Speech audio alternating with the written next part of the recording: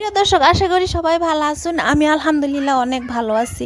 তো আগজার দিন ওই যে সকালে ঘুমে থেকে উঠটা হেরা পিঠা বানায় আনলাম।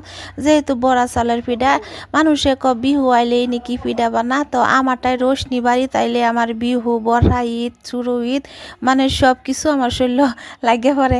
তো বিরাটই ভাল লাগে, বেমার আজার থাকলেও আমার মনটা সেই ভাল লাগে। রোশনি জানুনি তো আমার কলিজার টুকরা, আমার নাতিন। তো রোশনি আইলে আমারটা একদম খুশি খুশি, মানে এরম খুশি এই পৃথিবীত মানে মানে কোনো জায়গাত গেলে ওরম লাগে না। এই যে দেখছুন রোশনিটা কুলো লই আনলাম, আমাদের ভিডিওটা শেয়ার দিতেছি। বড়া পিঠা মেলা কয়েকটা বানাইলছি। তো বড়া পিঠা বানাইতে বানাইতে এর মধ্যে আমার আছে ভাই বউ। তো ভাই বউয়ের বাড়ি ইসে রোহিঙ্গা ছোটো ভাই বউ, বিরাটই ভালা, মনের থেকে ভালা, দেখেও ভালা, সবাই ভালা, কথাবার্তা আরও বেশি ভালা। তো আমার কইতাছে, আপু পিঠা তো বেশি ভাল লাগতেছে না দেখিয়া বানায়া, তে তুমি উঠো আমি পিঠারি বানায় দেই। যেহেতু তারা আসামিজ গইরা বাসা দেখো যে বাইদেউ আপুনি পিঠাখিনি বনাইছে ভাল দেখুয়া নাই, মই বনাই দিম আপোনাক ধুনীয়াকৈ।